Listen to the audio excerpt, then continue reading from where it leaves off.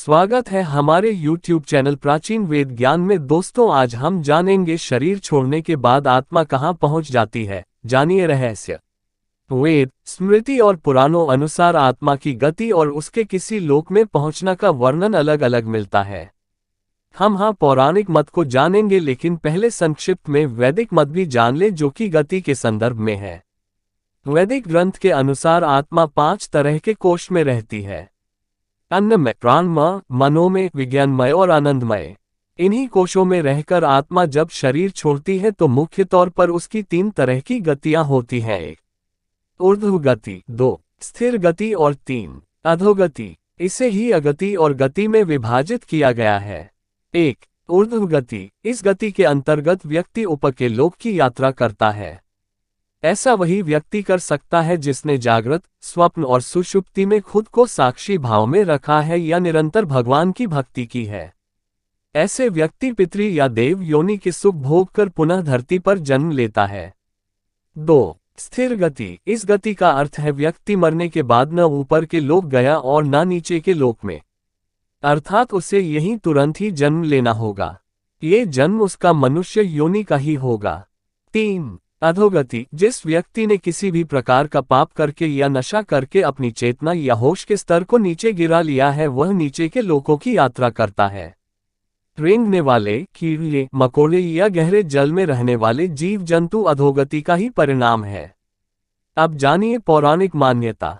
पुराणों के अनुसार जब भी कोई मनुष्य मरता है या आत्मा शरीर को त्याग कर यात्रा प्रारंभ करती है तो इस दौरान उसे 3 प्रकार के मार्ग मिलते हैं।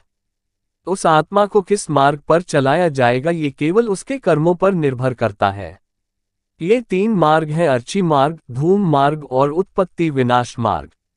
अर्ची मार्ग ब्रह्मलोक और देवलोक की यात्रा के लिए होता है, वहीं धूम मार्ग पितृलोक की यात्रा पर ले जाता है और उत्पत्ति विनाश मार्ग नरक की यात्रा के लिए है।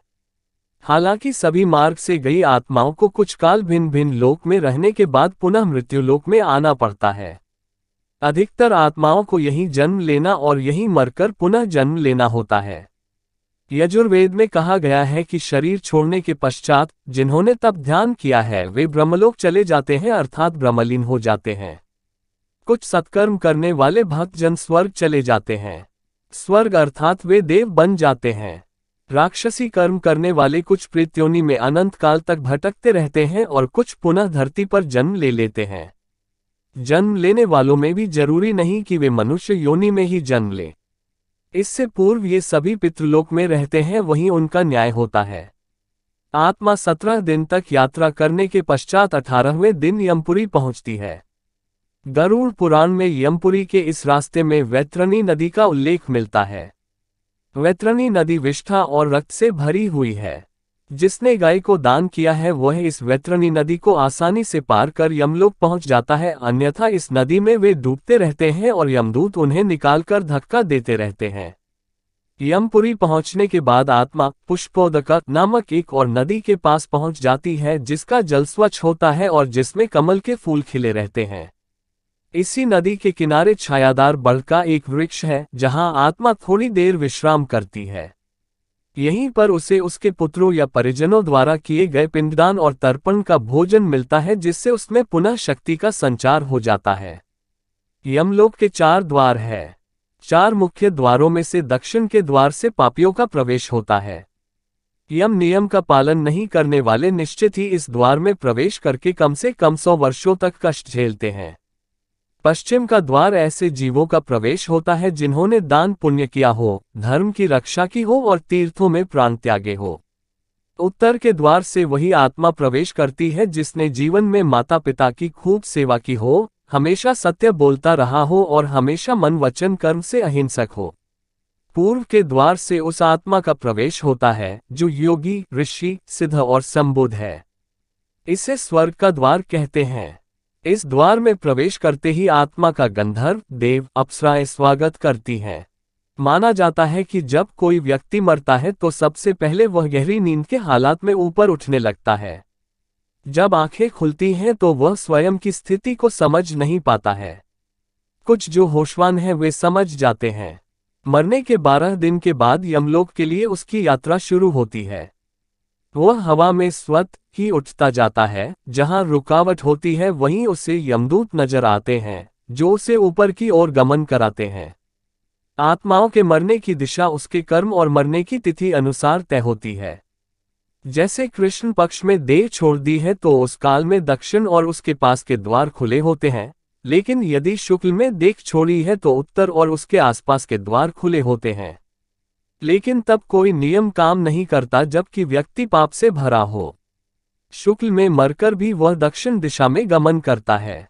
इसके अलावा उत्तरायण और दक्षिणायन सबसे ज्यादा महत्व होता है। उत्तरायण में मरने वाले 4 द्वारों, 7 तोरणों तथा पुष्पोदका, वैवस्वती आदि सुरम्य नदियों से पूर्ण अपनी पुरी में पूर्व, पश्चिम तथा उत्तर के द्वार से प्रविष्ट होने वाले पुण्यात्मा को भगवान विष्णु के दर्शन होते हैं, जो शंख, चक्र, गदा, पद्मधारी, चतुर्भुज, नीलाभ रूप में अपने महाप्रसाद में रत्नासन पर दर्शन देते हैं। ऐसी शुभ आत्मा स्वर्ग का अनुभव करती है और उसे शांति व स्थिरता मिलती है। स्वर्ग में रहने के पश्चात वह किसी अच्छे समय में पुनः अच्छे कुल और स्थान में जन्म लेती है। दक्षिणायन में मरने वाले, जो लोग पापी और अधर्मी हैं, जिन्होंने जीवन भर शराब, मांस और स्त्रीगमन के अलावा कुछ नहीं किया, जिन्होंने धर्म का अपमान किया और जिन्होंने कभी भी धर्म के लिए पुण्य का कोई कार्य नहीं किया, वे मरने के बाद स्वतः ही दक्षिण दिशा की ओर खींच लिए जाते हैं। ऐसे पापियों को सबसे पहले तप्त लोहद्वार तथा पोए, शोणित एवं क्रूर पशुओं से पूर्ण वैतरणी नदी पार करना होती है। नदी पार करने के बाद दक्षिण द्वार से भीतर आने पर वे अत्यंत विस्तीर्ण सरोवरों के समान नेत्र वाले, धूम्रवर्ण, प्रलय मेघ के समान गर्जन करने वाले, ज्वाला में रोमधारी, बड़े तीक्ष्ण प्रज्वलित दंतयुक्त, संसी जैसे नखों वाले, चर्म वस्त्रधारी, कुटिल भरिकुटी भयंकरतम वेश में यमराज को देखते हैं। वहां घोरतर पशु तथा यमदूत उपस्थित मिलते हैं। यमराज हमसे सदा शुभ कर्म की आशा करते हैं, लेकिन जब कोई ऐसा नहीं कर पाता है तो भयानक दंड द्वारा जीव को शुद्ध करना ही इनके लोक का मुख्य कार्य है। ऐसी आत्माओं को यमराज नरक में भेज देते हैं।